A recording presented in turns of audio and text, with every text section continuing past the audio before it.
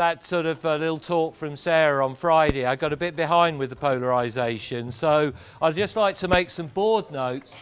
This stuff I kind of talked my way through on Friday, but we didn't take any notes on it, and it's a fairly important sort of topic, so I'd like to take some notes. First of all, on figure 90, that was the first of the ones I put up, and this illustrates the superposition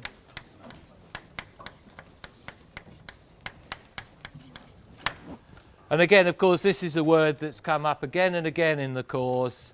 We have superposition of electric and magnetic fields, whether they're static or dynamic, and now we have a dynamic oscillating field, illustrates the superposition of different amplitudes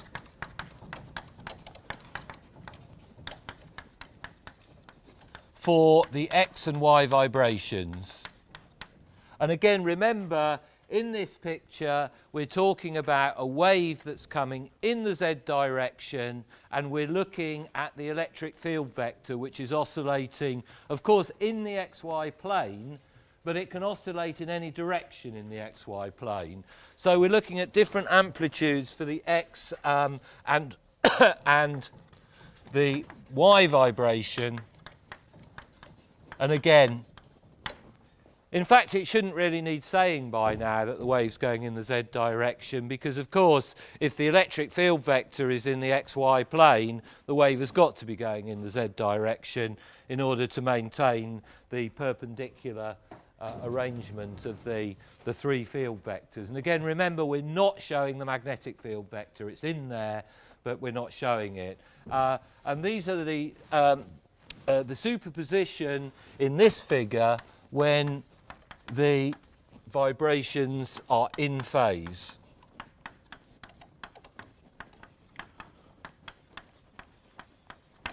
So if we've got the X and Y vibrations in phase, of course it's in the end then, this just becomes a simple two-dimensional vector addition. Obviously, if the Y component's 1 and the X component's 0, the vibration looks like this.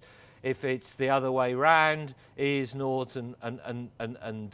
EY is 0, EX is 1, it's vibrating in the X plane, but we can make any different linear combination of those two. Now, the one that we just got onto, which didn't really have time to do in detail, is figure 91, which illustrates what happens when the vibrations are not in phase. Now, specifically in this case, I'm going to deal with the amplitudes being the same.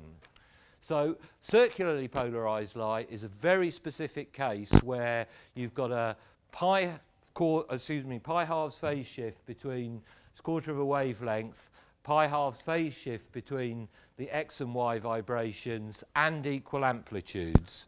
So I'll make a explicit note on this. So figure 91 illustrates the superposition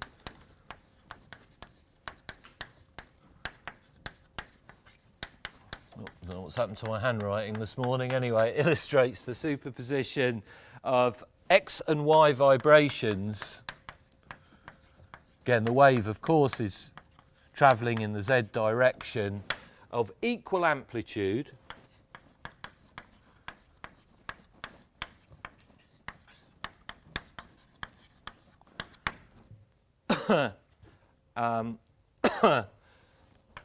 Where there is a phase difference between the two,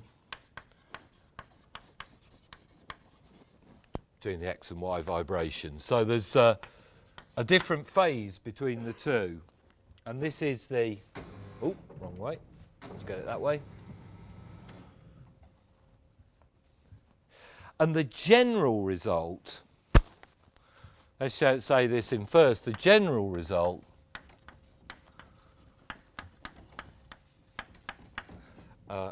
is that the electric vector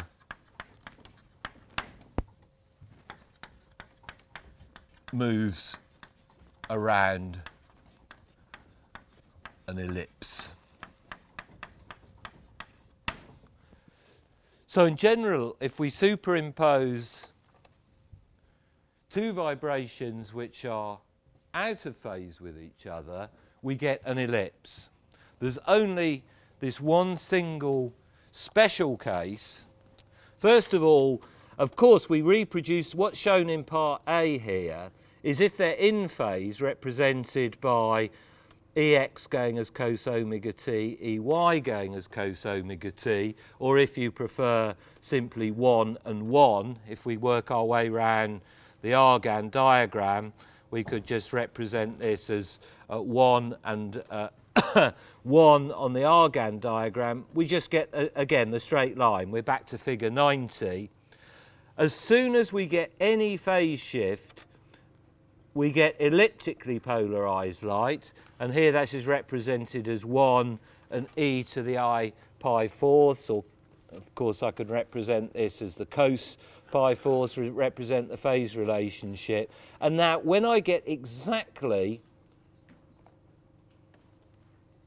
pi halves out, and remember the amplitudes are the same, then I have what's called left circularly polarized light, because if I look at the electric field vector coming towards me, sort of nose on, I see the electric field vector sweeping out a circle. Of course, what it's actually sweeping out is an ellipse, because the wave's moving along and the electric field vector is going around a circle. It's tracing out an ellipse, but looked end on, it's tracing out a sort of helical type of trajectory. Looked end on, you get the left circular polarization, and then again, when they're exactly pi out of phase, I'm just basically adding now E, Y and minus EX of equal amplitudes.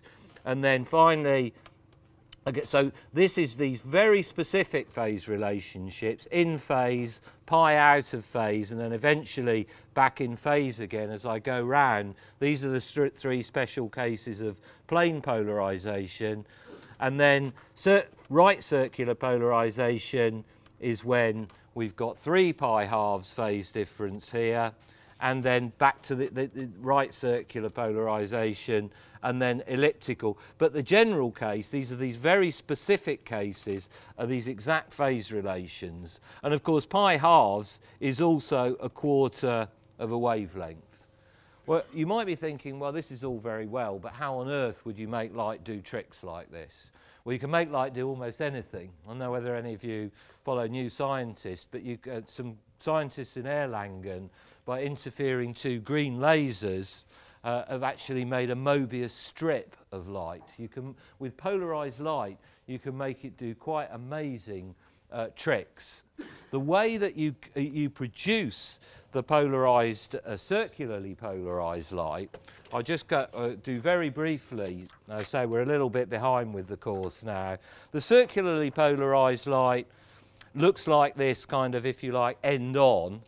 And if you have a this is the picture and this is to remind you, the picture we're looking at, we're just looking sort of end on at the electric field vector, which is apparently going around a circle. The actual, if you allow for the fact that the wave is travelling in the z direction, of course this would be what it really does in space.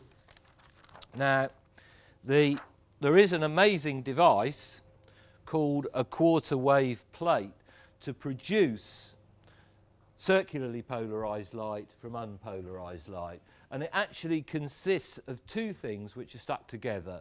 First of all, you have and I mentioned this, chemists have made these clever long molecules which will enable us simply as a piece of Polaroid to make linearly polarized light out of unpolarized light.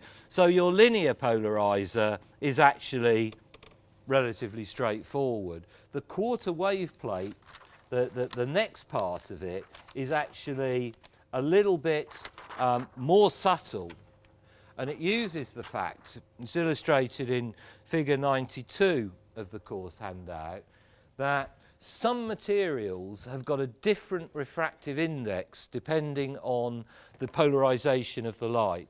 So imagine I've got a great big block of calcite here. It's the most famous one. and it was known as Iceland spar. And again, it was one of the things that inspired Maxwell's interest, was that he saw a huge crystal of Iceland spar, and it has the weird property that it doubles the image of anything seen through it. So if you like, with Iceland spar, if there's a great big block of it here where the lectern is, if you send light with this polarization, it's slowed, that light wave is slowed down differently to the light wave which has got this polarization. So the two it's got types of polarized light are actually refracted differently in the material. So the X component, if you like, your EX component and your EY component, again, here's classic drawing where this is perpendicular to the view graph, this is perpendicular to the ray, but in the plane of the view graph, they actually come through the medium at different speeds. And you arrange for the thickness of the medium to be such that this one is phase delayed by exactly a quarter of a wavelength. So the Y, you can deliberately retard the Y vibration by, again, you have to choose the thickness of the crystal correctly, but if you do that, you retard this vibration compared with this one by a quarter of a wavelength. So if you've got the light going through what's called the quarter wave plate, you end up, or you can retard or advance the phase by 90 degrees. Obviously you can rotate your crystal. You can make left and right circularly polarized light, and it has actually got some uses. We won't go, again, in biology it's quite important, because as you can imagine, a lot of biomolecules have got an inherent chirality, and they interact differently with left and right circularly polarized light. So it's not something that we just make up for the sake of it. They really exist. You were lucky with Sarah's intervention. You were spared a third coursework problem. I'll just show you what I was going to set. The 24 of the coursework, two plane waves have the same omega and k and amplitude, but opposite circular polarization. Show that the superposition is a linearly polarized wave. Well, again, if you've got circular polarization, the phase relationship, this is the vector along the unit vector on the x-axis and the unit vector on the y-axis, well, clearly you're going to have the relation of the sine to the cosine. That's precisely what makes them pi halves apart. And if you have the opposite circular polarization, you have the cosine and minus the sine. And clearly these will represent, psi is just representing some amplitude of the wave in terms of the amplitude. Remember, you've got to have these equal amplitudes to get circular polarization at all, because again, if you're adding up A cos omega t plus B sine omega t, you're not going to be able to fulfill the equation of a circle. But if you add these two things together, well, the signs, the plus and the minus here, obviously cancel out, and you're just left with linearly polarized light along the x-axis. But that's a kind of artificial physicsy problem, in the sense that the difficult thing to do is to make the circularly polarized light from linearly polarized light, and you wouldn't bother recombining them, because you could make your linearly polarized light just with a little piece of Polaroid anyway. So I'd like to make a note on that, because this is, again, is the final kind of bit on polarization. So in cases C and G, this is sorry, I'll go back to the view graph that is more relevant to this one. So this is referring to figure 91. In cases C and G, let me split this board again. Cases C and G,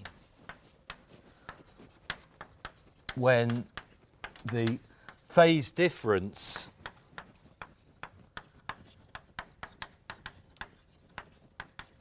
is a quarter of a wavelength. I mean, you could write it as pi half radians, but it's easier to remember this because the device that does it is actually called a quarter wave plate. So it's usually thought of in this circumstance as a quarter wavelength. The light is circularly polarized. So circularly polarized is this very special case of a quarter wavelength difference in phase between the X and Y vibrations and equal amplitudes of the two vibrations.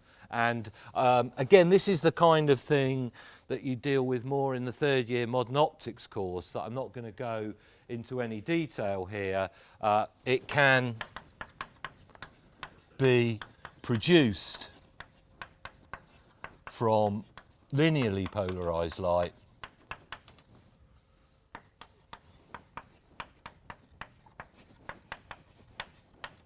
using what's called a quarter wave plate. And again, they're quite clever devices because you've got to have exactly the right thickness of the material so that the amount that one of the rays is retarded relative to the other ends up as exactly a quarter of a wavelength. So again, birefringence, you could have a whole kind of lecture course on its own. But so this is going to gloss over, and again, this will be the kind of thing, if you choose modern optics next year, you'll certainly follow this up. It's these so-called, these plates use the phenomenon of birefringence. And as the name suggests, birefringent, it means there are two refractive indices. In other words, the different polarizations have different refractive indices. The light travels with different speeds through the material depending on its polarization. So that is something that I'll just leave for the future. In fact, this course used to be, for 5 credits, that I'm sort of covering half of an old course on physical optics, and the modern optics part is still in year 3. So the most spectacular example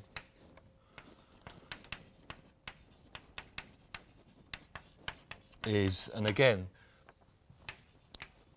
you have to follow this up in the future, it's called anomalous refraction.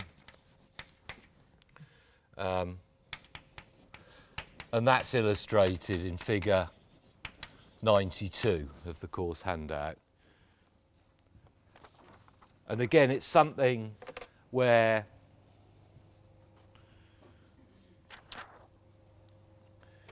it actually is quite a subtle phenomenon, because it depends also on having the optic axis. You'll see the optic axis of a birefringent material is not perpendicular to one of the actual faces of the crystal.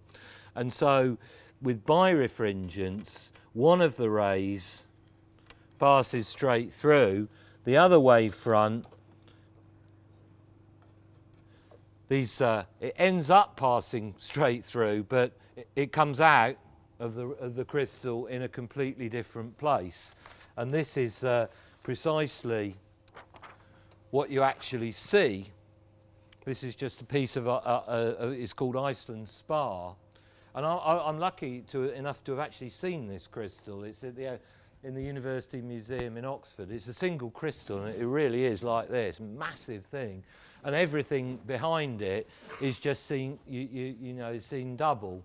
And it's actually called Iceland spar, the material, because it came from Iceland. And again, Maxwell saw it at an exhibition in Britain in the 1850s, and one of the things that, you know, inspired him his interest in optics was this idea that one piece of crystal could make everything behind it see double. And often these spectacular examples turn out to be some of the most difficult to understand. And as I say, we've just done that very qualitatively, just said, well, the different polarizations travel through with different speeds.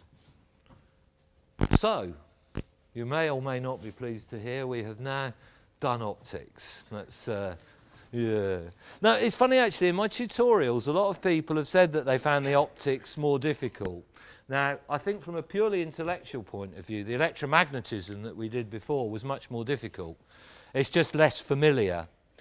I mean, like you did 18 lectures of electromagnetism last year, so when I come in and go blah, blah, blah, you know, Gauss's flux law of electrostatics and so on, it's got a feeling of familiarity. Whereas there used to be a first year 5-credit optics course which did all the geometrical optics and elementary interference and so on.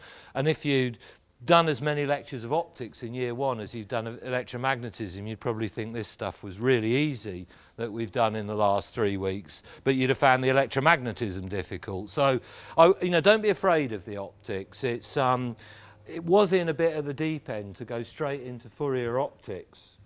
Without having done, I would say, an elementary optics course. But once you get the hang of it, it's really, well, no, I was going to say really easy, but it isn't. It's physics. It's still really, really difficult. Anyway, I would like you now, deep breath, cleanse your minds entirely. We're going to change topic completely. I meant to do this, of course, on Friday, but when we had the little talk, I got a bit delayed. So again, I'm going to have a slight change of plan. I'm going to do electrostatic energy for 1.5 lectures and drop one of the advanced topics at the end of term, because definitely want to get electrostatic energy dead right. So we're going right back. As I say, this is where, you know, you have your moment of deep breath and change gear to the beginning of the whole course. So where we've been in the last few weeks has been, we've been in this so-called dynamic approximation, where we've taken our viewpoint where we're so far away from any charges or currents that we've got these two terms equal to 0, and we've been constantly now working with these electromagnetic waves, which of course are propagating at the speed of light. So if you cast your mind back to right to the beginning of term, we started with, if you like, a kind of the opposite approximations, where we neglected these dynamic terms altogether, and we just considered, so the dynamic equations we now forget for a while, and we go back to these static approximations. And electrostatics, you remember, was this field with the finite divergence and the 0 curl, and magnetostatics, the 0 divergence and the finite curl. So we're going back to that, because as you can imagine, energy, which is going to be the topic that dominates this week and next week, it's easier to understand the electrostatics. And my aim in this lecture and the next one is to show a way of doing electrostatics where the equation is also going to hold for electrodynamics. So we're going to, and in a sense it's nice that we'll be able to, in a way, revise a lot of the course as we go along. I know it's a very big course, this one, and in doing the energy topic we'll be going through things hopefully in a way that will reinforce what we did before. So, maybe change the complete scene of blackboards as well. In keeping with what I said last time, I mean, that question, why are metals shiny, is an interesting one, but it's a quite complex one, and once you get into refractive indices in the complex plane, it becomes quite tricky. So, of course, it's not on the exam. I wouldn't leave out anything that you'll be examined on. It was a slightly more advanced topic, and I'm afraid we'll just have to skip it. So, the first formula I write, I hope everyone here just goes, oh God, yeah, I know that, you don't need to tell me that, but let's review it anyway. And that is, let's say I bring together two charges from infinity.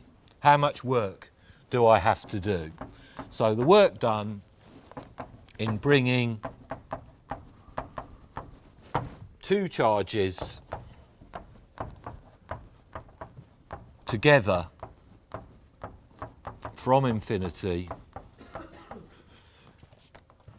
is, let's put the infinity in first, from infinity is, and again, capital U is going to be important actually to make your U's in this lecture quite big. We're going to come on to a new way of looking at things, which is to do with energy density.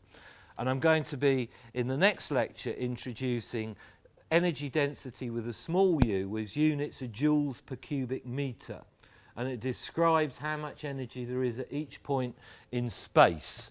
However, we're going to start off with capital U, and it is just equal to Q1, Q2. Remember, we're back in electrostatics now. We've got a well-defined potential. We've got a well-defined work in moving things from one place to another in the electrostatic field. And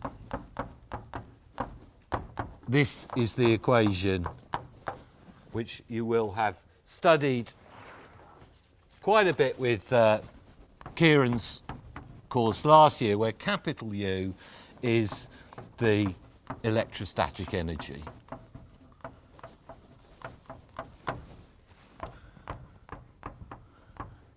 So this again, if we forget all the dynamics at the moment, we'll come back, of course, we're going to do magnetic energy on Friday and electromagnetic energy and flow of energy in the electromagnetic field later on. But right now, we're just going to stick with this very straightforward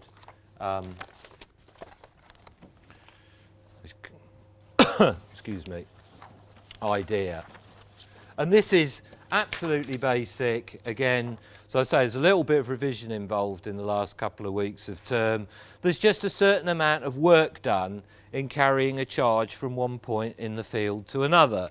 And we know perfectly well we've got a 1 over r squared field, so we've got a 1 over r potential, and our potential created by some charge Q1 is this 1 over 4 pi epsilon naught r, where r is the distance. We then bring a test charge into the field, and this q phi is the energy of the test charge in the field. So again, just to recall, and although I said you've got to be careful with your language, of course, always in physics. I said you can always shift a potential by an arbitrary constant because your field is the gradient of the potential and the gradient of the constant is 0. But you do have to be careful with an arbitrary shift of potential if you want to keep the meaning of equation 22(1. Because clearly, if I take this to go to infinity, if I've got a charge, two charges at an infinite distance apart, well, obviously then, if I want to define that as my 0 of potential energy, which is an obvious choice, then I've got to be careful with the constant. So, in a sense, the electric potential function does have a real physical meaning. It's not just its gradient gives the field, it is that we have got a physical interpretation of that function itself. And again, just to remind you, of course, it doesn't matter how I bring the charges together. If I've got, if I sneak my test charge around, whenever I'm going radially, I'm doing work, or depending on the sign, of course, Q1, Q2, the work done is positive if both charges are positive or both negative, but the work done is negative if one is positive and the other is negative, because we're gaining potential energy by bringing them together. And again, this is always the principle of superposition of fields, because to assemble a whole load, sorry, that's not from this course, to assemble a whole load of charges, all I've got to do is sum up all the interactions, the ij. Note, and I is not equal to j. You can't put one charge on top of another completely. I'll be coming back. We can't let rij in the denominator go to 0.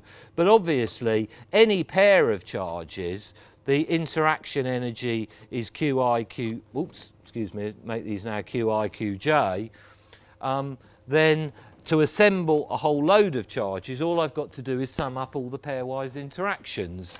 So that's another very simple but important idea, is the summation of the charges. Sorry, summation of the potentials due to a number of charges. So let's just, again, we can afford to take this one relatively gently. Let's make sure we get this clear.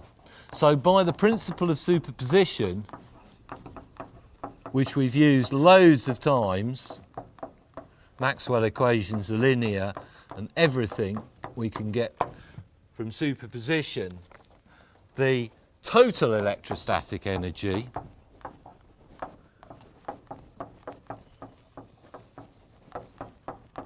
of a system of charges, I mean that one's so obvious if you just bring up charge Q2 to Q1 from infinity that's the answer, but we can easily generalise it by of a system of charges is U is equal to the sum over all pairs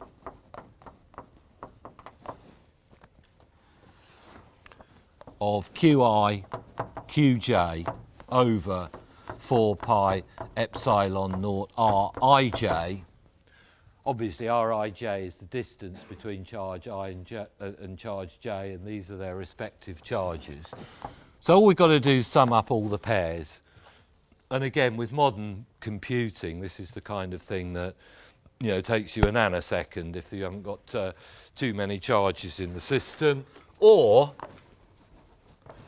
And again here, note the factor half to avoid the double counting.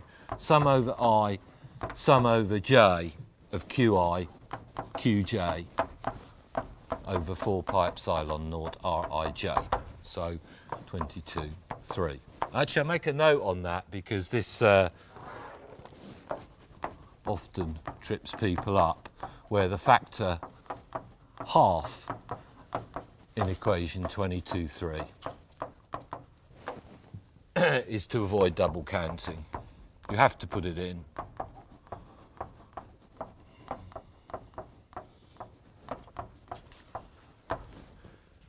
If you want to do, and again, logically, if you're doing a real computational calculation, rather than summing over the pairs, you tend to sum, say in Fortran with a do loop, sum over I and sum over j, but you don't want to count Q1, Q2 and Q2, Q1. There's only one pair of charges. You don't want to count Q2 and Q3 and Q3 and Q2. So if you allow this index to run over all of the charges, you have to have this factor half in there. And again, note also I is not equal to j. We'll be coming to what's called the self-energy of the charge on Wednesday. So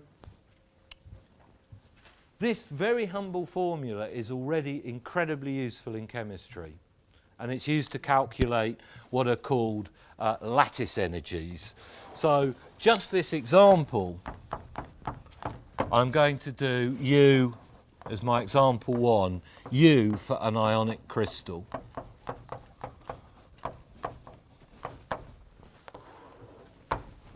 A really easy ionic crystal, of course, nice high symmetry, physicist's ionic crystal.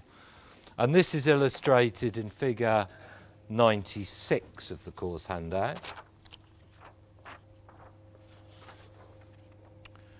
Now, of course, this is just a cross-section of a sodium chloride crystal. This would just be looking at the 100 face of a crystal, and I'm sure you all know it's a face-centered cubic lattice. You'll have done that in the solid state physics. Now, the whole reason it's called an ionic crystal is a very good model for such a crystal is that, and it's only a model, remember, the electron transfer is not absolutely perfect. It's not like the charge on the chlorine is 1.000 and the minus 1.000 and the charge on the sodium is plus 1.000. There's a slight degree of, say, covalency about the material, but basically what holds it together is it's a load of positives and negatives stuck together. Now, how are we going to calculate the energy of such an array? Well, first of all, we imagine that we just thought, well, let's focus on a line of charges. Yeah.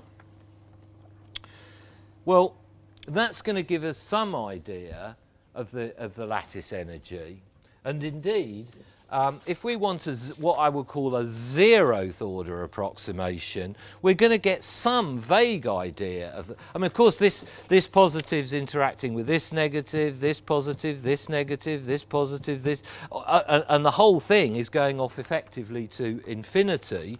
Given that Avogadro's number is quite a large number, 6 times 10 to the 23, so just a few grams of salt have got a lot of these pairs in them. But there's the physicist's ionic lattice. There it is. Yeah, we can work out the energy of that one. Yeah, nice. No, we won't. I will work out the whole thing, but I'm going to start with that one as my 0th order approximation. So this is all illustrated in figure 96, and it's a face-centered cubic lattice. NaCl is of FCC lattice with ion spacing between the ions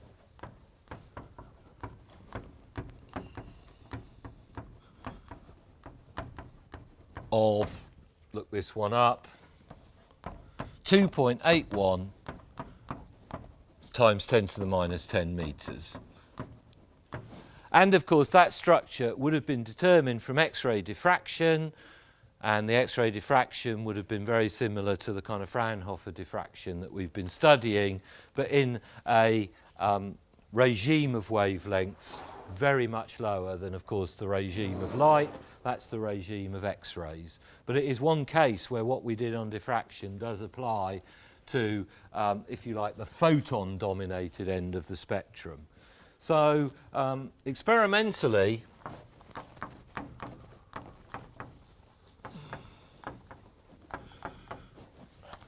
the lattice energy, and the lattice energy is to separate everything to infinity, to separate all the ions away to infinity. Again, sorry, excuse me, the non-SI units, but again, lattice energies being in chemistry are usually given in electron volts, and it's given as 7.92 electron volts. So it's very easy for us to work out what's on the board there. That couldn't be easier. The energy of an ion with one of its neighbours, only one,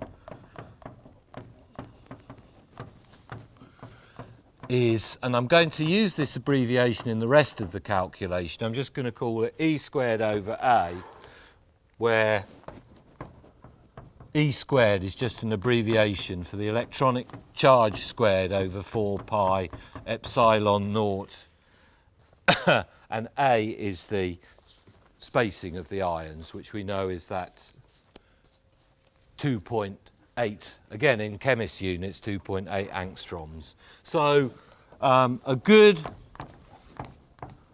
starting point, because we know we're going to get in the right ballpark with this. If we know how much energy it takes to pull 2 ions apart, that's going to give us some idea of how much energy it's going to take to pull the whole lattice apart. A good starting point for the calculation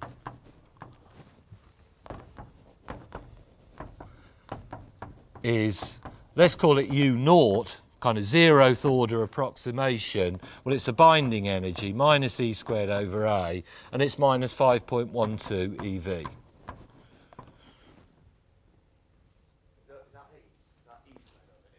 This is E squared, yeah.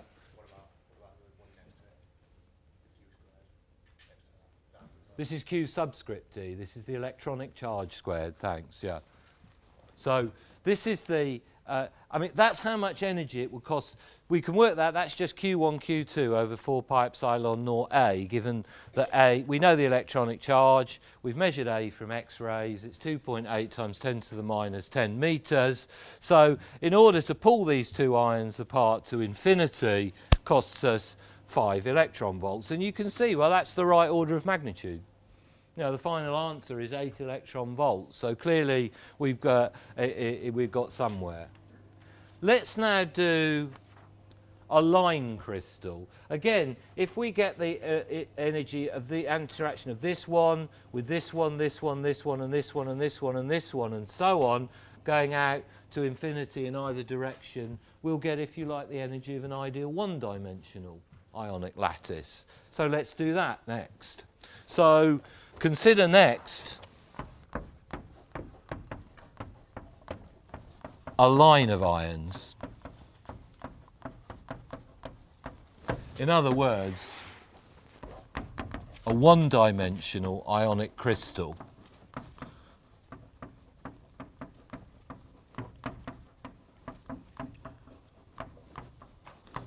So this again, this is where this course sort of obviously overlaps a little bit with solid state physics. What is the binding energy of the ionic crystal? Well, let's let this be U1.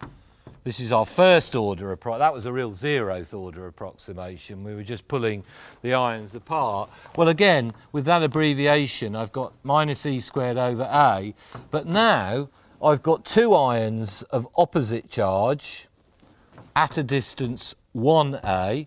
I've got two ions of the same charge at a distance 2A. I've got two ions of opposite charge at a distance 3A. I've got two ions of the same charge at a distance 4A, and so on. And so it's very clearly equal to the binding energy is minus 2E squared over A, taken out the minus 2 from inside. We know it's going to be negative. The crystal is at a lower energy relative to the ions all split to infinity into 1 minus a half plus a third minus a quarter and so on.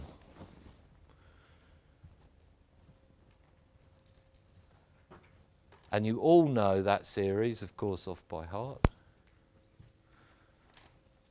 You all know what that series sums to, don't you? Yeah. A stony silence fell over year 2 at this point. Anyone remember the Maclaurin expansion? You do, don't you? And you all, go on then, what's the log of 1 plus x? 1 minus a half plus a third minus... Sorry, that's the log of 1 plus 1, which is log 2. This series is log 2. So it's the Maclaurin expansion of the log with x set equal to 1. So it's very familiar to you, but probably not in this context. So this is equal to minus 2e squared over a log 2. Of course, this is a bit of an artificial example, but it's where we can do the infinite sum just analytically. Yeah. And this turns out to be equal to minus 7.10 eV. So you see the experimental one, we're now getting closer to. We guessed that it's got to be of that order of magnitude, just pulling one positive and one negative apart. We know the answer is about 8 eV. Well, if we had an infinite one-dimensional lattice, we're already getting quite close to the final answer. So the full 3D sum is more difficult, let's be honest. It doesn't just sum analytically nicely for us. The full 3D sum is more difficult, but with a computer, again, it can't be got analytically, but it can be got numerically. With a computer, we get U lattice, if you do the full 3D sum, is equal to minus 1.747 E squared over A, which is equal to minus 8.94 EV. It's about 10% too high. I didn't want to give you the impression that you get exactly the energy of a lattice just from this electrostatic calculation, because what happens is that these are van der Waals sphere. They're not billiard ball spheres. You know, the electron clouds are spread out in space, and they have van der Waals interactions, and their formal charge is +1 and -1, but it's not exactly that.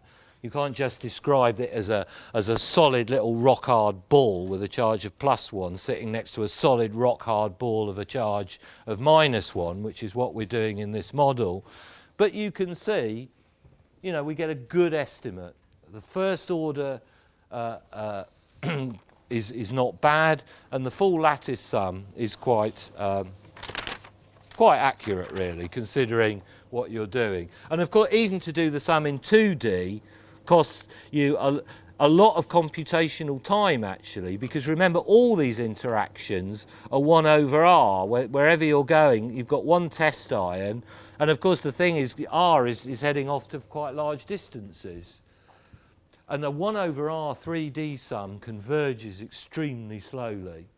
And would you believe a guy called Madelung did all these lattice sums 100 years ago, way before the computer, and got all the answers completely right.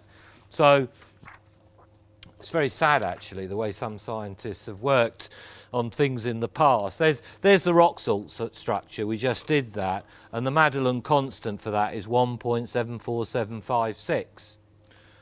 There's the cesium chloride structure, a so-called body-centered cubic lattice, and for that the Madelung constant is 1.76, and so on. And you get more and more complicated structures, and all it is just doing a vast sum of terms, and they do converge very slowly. It so happens in this 1D summation that we don't need to keep going on and on and on with the calculation, because it actually is an analytic sum to the series. So even that basic look at electrostatic energy is quite useful in chemistry, just to know roughly the energy of different lattices.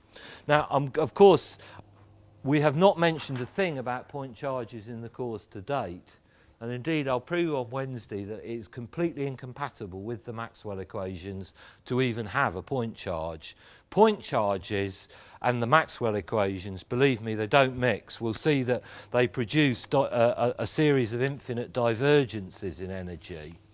But I would like to make a start. We've got a few minutes on the idea of energy of continuous charge distributions. So that is how you would have done a charge calculation last year. You have 2, 3, 4 charges, bring them together from infinity, get a number. But what if we've got a continuous distribution of charge? Well, I'm going to start by doing it in a sort of semi-intuitive way by, if I can find my relevant view graph, which is not often these days. Here we go.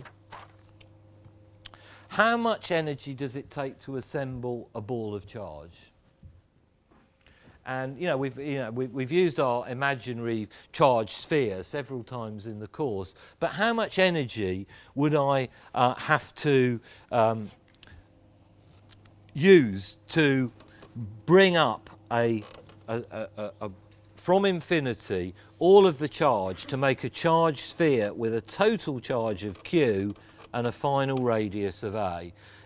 And we can imagine it's going to be some constant times Q squared over 4 pi epsilon naught A. So again, that would be our 0th order guess, wouldn't it? You kind of think, well, the total charge is Q, so the energy is going to go as Q squared, and the radius of the ball is A, so the charges are about a distance A apart from each other. And indeed, one way of looking at the calculation would be to say, what is the average of, if we pretended it was a lot of little discrete charges? Well, that average is certainly going to be of the order of magnitude of A. You know, none of the furthest apart any two charges can get on the sphere is going to be 2A, and somehow the nearest together they can get is very close, so the average is somehow going to be A. So we can guess what the answer is going to be without doing the calculation. However, of course, we're going to do the calculation properly, and the idea in particular is I'm going to represent the total charge Q as 4/3 pi r cubed rho, where rho is the charge density. And again, we're moving to this. Remember, in the Maxwell equations, charge only comes up through charge density. It doesn't emphatically, there are no point charges in the Maxwell equations. So this is now going to be a much better calculation. We're going to work with this as the variable, the charge density. Now again, I hope you're all totally familiar with the idea that what I'm going to do is I'm going to make a shell of radius r, yeah, and thickness dr, so a little spherical shell. Well, the volume of a spherical shell is 4 pi r squared dr. Now again, you can think of that in two ways, one of which is to say, well, I've got an area of 4 pi r squared and then a thickness that's infinitesimal of dr, and so multiplying the two together I get the volume of the infinitesimal shell. Or you can think to yourself, well, the integral goes as r squared sine theta dr d theta d phi, and the two angular integrals, yeah, these will be from 0 to pi and 0 to 2 pi. The two angular integrals just bring me down a factor of 4 pi, and so I've got 4 pi r squared is the, excuse me, 4 pi times this integral, and I can look at it, the volume of the shell, in that way. So this is going to be a straightforward calculation, but I'm then going to do it in a completely different and new way. I want to get the result from this principle of virtual work. I'm going to make a certain charge in this sphere, bring up more charge to infinity to increase the radius of the sphere, and then of course in the end I'm going to integrate from 0 to a over r to get the total energy in the whole sphere. So I'm going to do it by, first of all, the principle of virtual work, and then by an extremely cunning new method, which will shock and amaze you on Wednesday. Okay, have a nice time till then.